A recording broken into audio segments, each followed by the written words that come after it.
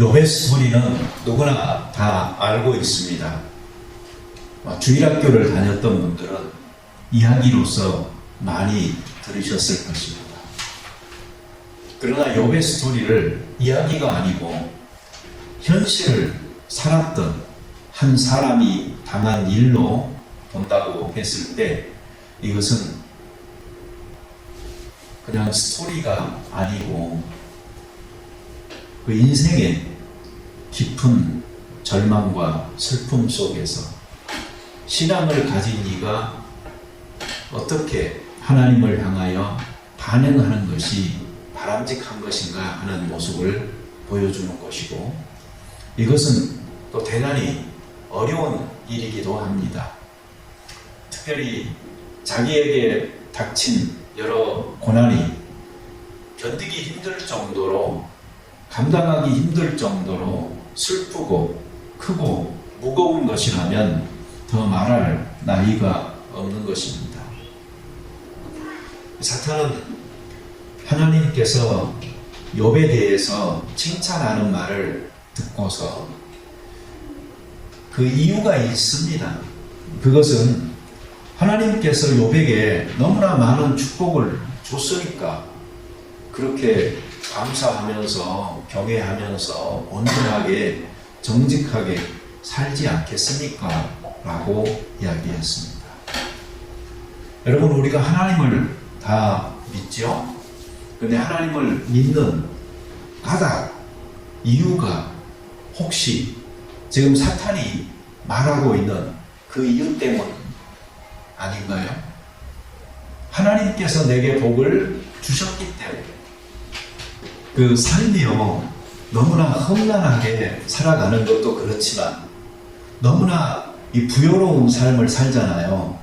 그러면은 또 하나님을 잊어버리기도 쉬워요.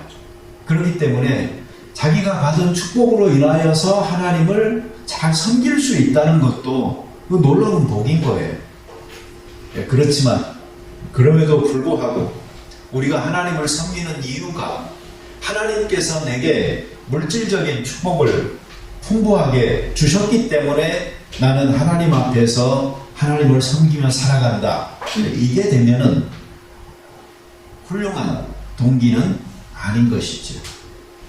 그래서 사탄에게 너가 그러면 욥의 목숨은 건들지 말고 한번 그를 시험해 봐라 그러죠. 그래서 사탄이 정말 외부적인 환경 속에서 욥이 받았다고 생각되는 여러 가지 축복들을 다 앗아가 버립니다. 그의 자녀들도, 그의 재물도, 그리고 그의 아내도, 참 많은 것들이 다 사라지고, 그럼에도 불구하고 이 욥이 순전함을 가지고 온전하게 하나님을 섬겼다. 그 마음이 변하지 않았다. 이건 정말로 대단한 것이죠. 어떻게 보면 이 스토리로 보잖아요. 이 욥이 그 흔들림조차 없었다 하는 것을 우리가 보게 돼요. 이렇게 본다면요, 욥은 자기 인생을 살면서 어떤 한순간 나는 하나님을 섬기기로 작정한 그 결단이 있었고, 그리고 누구도 그것을 흔들지 못하게 지금까지 유지하면서 살아왔다 하는 것을 알 수가 있어요. 실제로 결심을 하는 것도 어렵지만 그러한 결심을 지속적으로 유지한다는 것은 참 어려운 것입니다. 그래서 지금 막 결심한 사람은요, 사실 좀 위험해요. 왜 그런 거 아니? 결심을 이제 해서 쉴 수 있는 여러 가지 시험과 환란들이 닥쳐오게 되는데 그 시간과 더불어서 변하지 아니하고 이 지속적인 신앙을 가지고 살아갈 수 있다면 정말 대단한 것이죠. 그런데 이 욥은 바로 이 모습을 보여주고 있는 거예요. 다시 말하면 이 본문 속에서 나는 이런 어려움 속에서라도 하나님을 잘 섬겨야지라고 지금 새롭게 결심하고 이렇게 하는 사람이 아니고, 과거에 결정적으로 하나님 앞에 내렸던 그 결단 앞에 충실하게 지금까지 살아왔듯이 여전히 그 삶의 온전한 지속성을 보여주고 있다는 것, 이것이 욥의 참으로 대단한 것입니다. 욥은 자기에게 닥친 시련으로 인하여서 범죄하지도 않고 그리고 하나님을 원망하지도 아니했다라고 성경에서 이야기합니다. 오히려 그는 하나님을 예배합니다. 여러분, 고통 속에서 정말 큰 시련 속에서 하나님을 예배하는 자리로 나아가실 수 있나요? 그런데 그가 드린 예배를 봐보세요. 얼마나 슬픔이 컸겠어요. 그러면 보통 사람들은 하나님을 예배한다는 것 자체가 뭐냐면요, 하나님에 가서 자기 한풀이 하는 거죠. 그걸 원망이 아니라고 할지라도 원망과 비슷한 거예요. 그런데 그런 예배 드리기 위하여 그 전에 자기의 겉옷을 찢고 머리털을 밀지요. 땅에 엎드립니다. 완전히 낮아진 자기의 그 슬픈 감정을 표현하고 토로하는 것이죠. 그리고 그분 앞에서 모든 것을 다 포기하고 내려놓은 사람으로서 겸손하게 하나님 앞에 나아가서 하나님을 예배하기 시작하는 것입니다.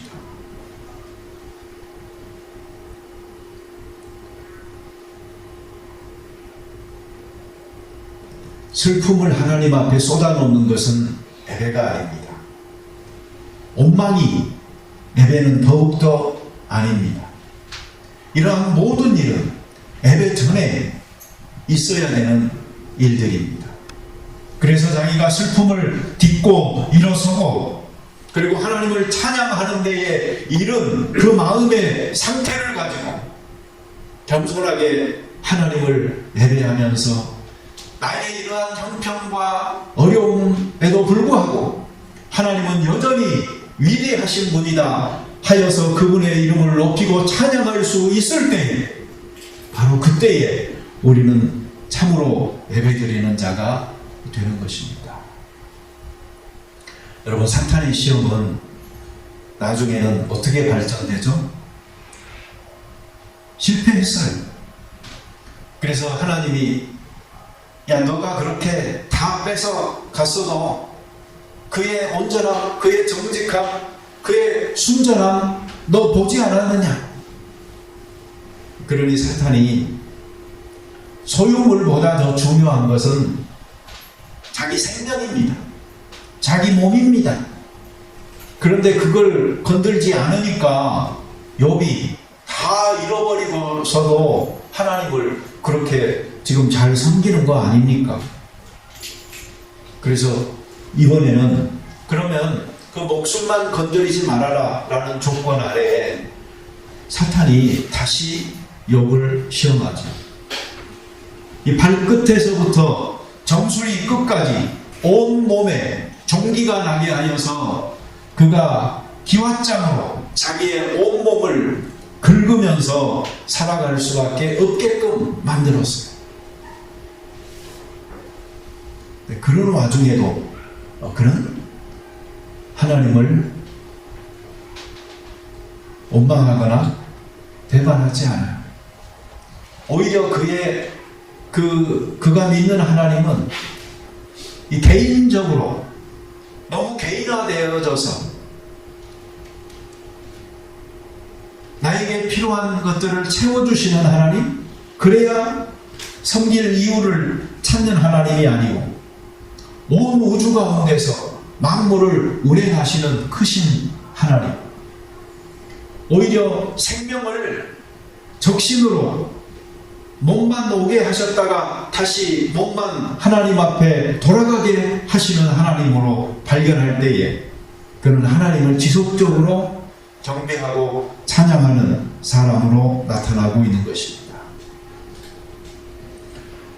정말 소중한 것, 소유가 되어졌든 아니면 자기의 몸, 생명이 되어졌든 주신 자도 하나님이고 취한 자도 하나님이라는 이 우주적인 질서와 하나님의 섭리 가운데 있는 자기를 다시 발견하고 그리고 하나님을 비속적으로 섬길 수 있는 것, 이게 대단한 것입니다.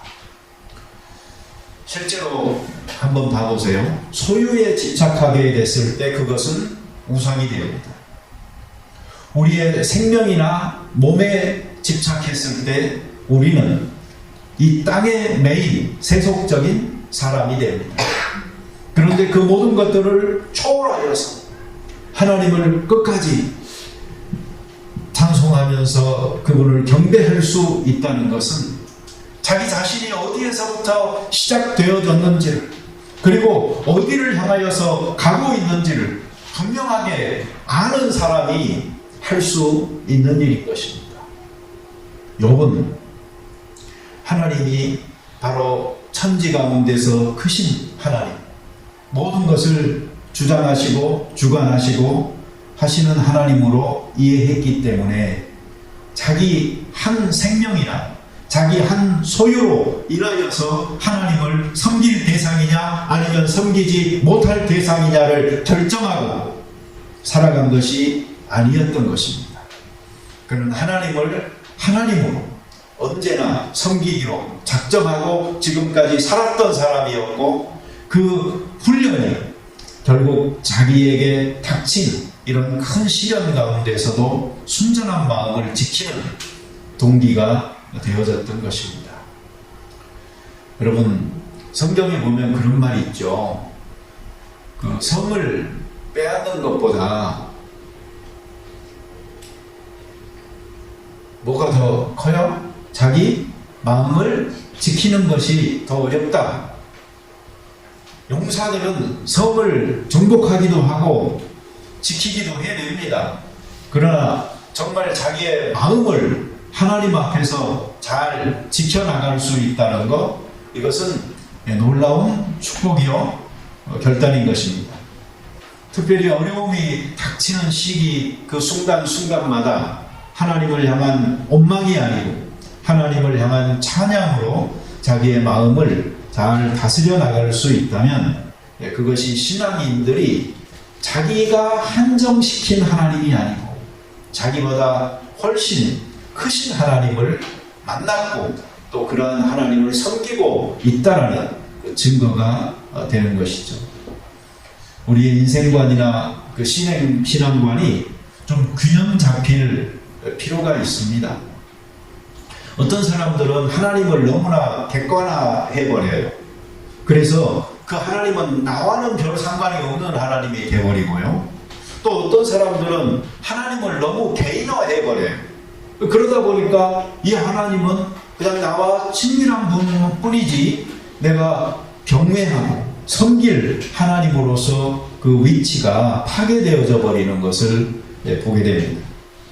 그러니까 하나님을 너무 무서워하여 두려워하지도 말아야 되고 또한 하나님을 너무 친근하게 하여서 사랑하는 정도를 넘어서는 그 독점의 하나님으로 우리가 하지도 말아야 되는 것입니다.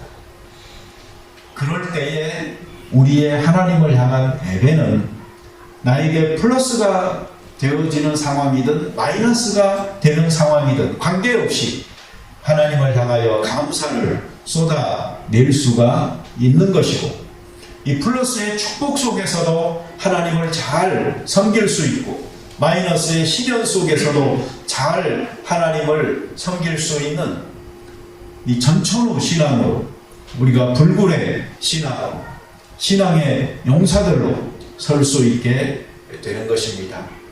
여러분들 연약한 신앙 갖지 마세요.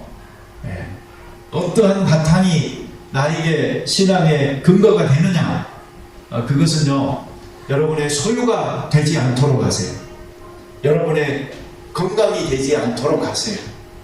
욥은 그러한 것들을 전부 다 빼앗겨 버린 상황에서도 하나님을 예배하는 자리로 나아갈 수 있었던 사람이에요. 그것은 지금 결단한 게 아니고 과거에 내렸던 어떤 한 결단으로부터 인생을 살면서 끝까지 유지하고 섬겨온 그 한결같음이 이런 놀라운 모습을 가능하게 하는 것입니다. 이 사도 바울이 고백하죠. 내가 풍부에 처할 줄도 알고 비천에 처할 줄도 알고 나는 배고픔과 배부름을 다 겪어봤습니다. 그리고 나오는 승리의 말이 무슨 말이에요? 내게 능력 주시는 자 안에서 내가 모든 것을 할 수 있습니다. 이 삶의 체험과 고백 속에서 우러나오는 부분을 우리가 빼버리고요. 능력 주는 자 안에서 모든 것을 할 수 있다는 말씀 하나만 붙들잖아요. 그러면 마치 우리는 도깨비 방망이를 소유하고 마음대로 휘두르고 싶어하는 사람들이 되기가 쉬워요.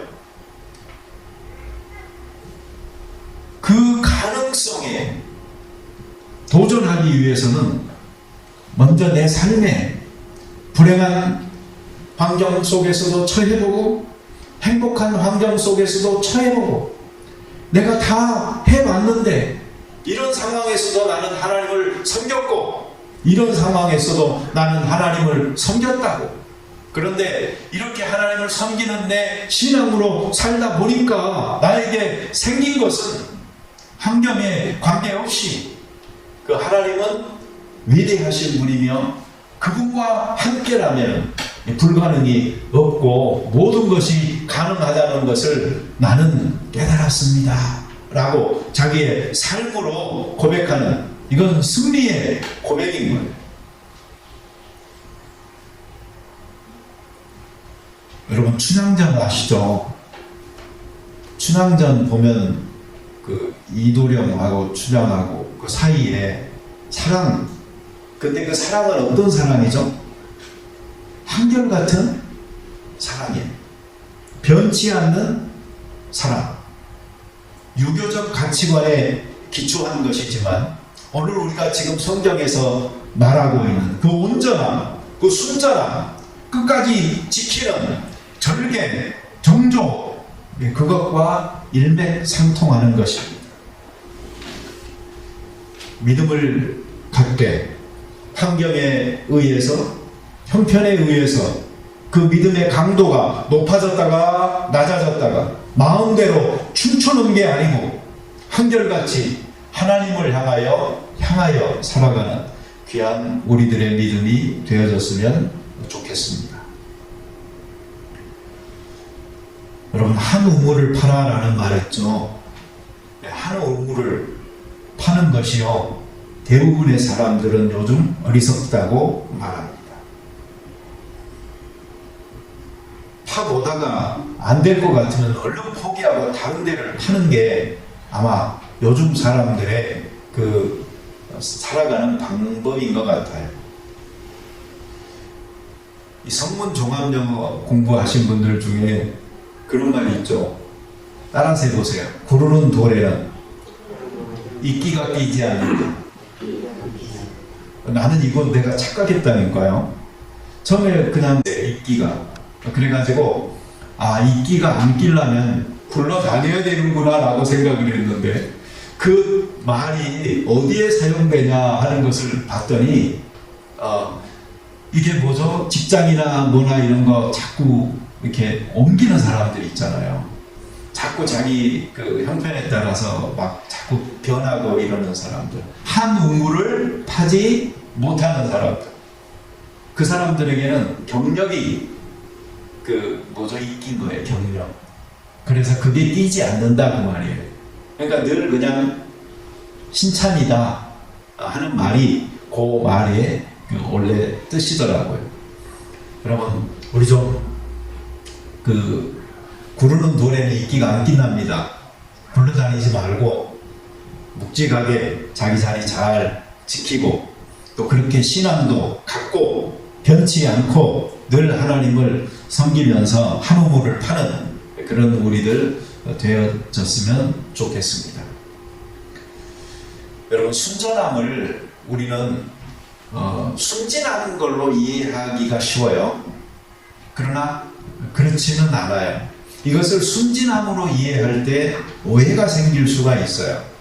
그게 뭐냐면은 그냥 맹탕, 이것도 저것도 아니고 어떤 자기 의견이라고는 없이, 그러니까 지조도 없이 그냥 부하내도 많은 그 멍충이 같은 그 모습을 우리는 순전함이라고 생각할 수가 있어요. 이 순전함은 그러한 순진함이 아닙니다. 이것은 단순한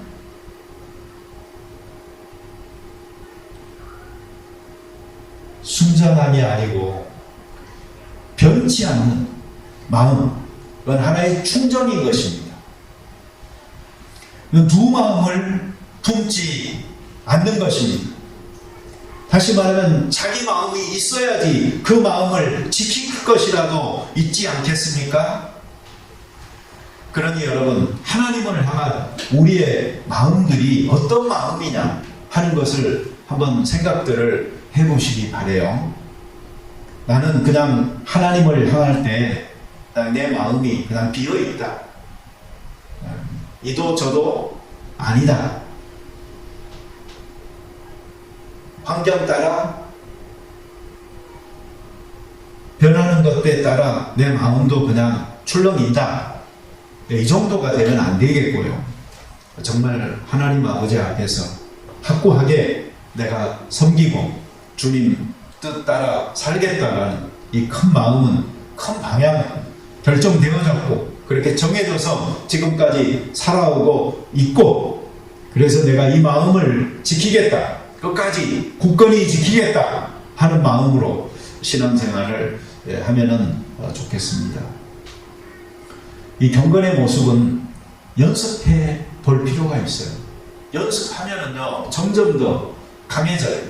그래서 믿음의 영웅은요 하루아침에 만들어질 수 있지만 믿음의 장인은 하루아침에 만들어지지 않아요. 믿음의 영웅은 믿는 어떤 하나의 행동을 함으로 쉽게 만들어질 수 있어요. 그러나 이 믿음의 장인들, 거장들은요 일평생에 자기 삶의 모습으로 하나님 앞에 평가를 받는 사람들이에요. 그래서 한결같은 그 지조, 이것이 있어야 되는 것이고, 그런 믿음으로 다른 사람들에게 딛고 설 수 있는 땅이 되어지기도 하고 기댈 언덕이 되어지기도 하고 또 그들이 바라볼 수 있는 높은 고지가 되어지기도 하는 것입니다. 여러분, 우리 욥처럼 재물의 축복 때문에 하나님을 섬기는 사람, 또는 건강을 주셨기 때문에 하나님을 섬기는 사람, 아니다. 나는 어떤 입장, 어떤 환경 속에서도 하나님을 예배하고 찬양한다. 네, 이러한 굳건한 순전함, 온전함 끝까지 지켜나가는 우리 다 되도록 노력하십시다. 어떤 시련이 와도 우리 다 견디면서 하나님을 예배하는 자리로 계속적으로 나아가는 우리가 되어졌으면 합니다. 우리 같이 기도 드리겠습니다. 자비로운 주님 감사합니다. 우리 생을 봤을 때 어려운 일도 닥치고 또 풍부할 때도 있지만 빈곤에 처하여 힘들 때도 있습니다. 상황이 우리를 평가할 수도 있고 그 상황에 우리의 믿음이 편승할 수도 있습니다. 그러나 이러한 것들은 연약한 자의 모습입니다. 주님, 우리에게 단 한 번에 그러나 결정적 결단을 내리고 하나님 앞에서 올곧게 한 길을 걸어갈 수 있는 지조 있는 신앙인들 될 수 있게 이끌어 주시옵소서.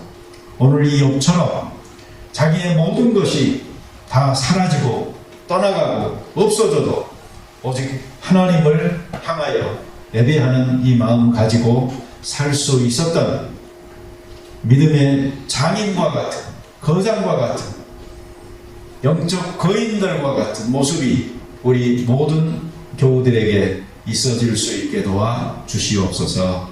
예수님의 이름으로 기도드립니다. 아멘.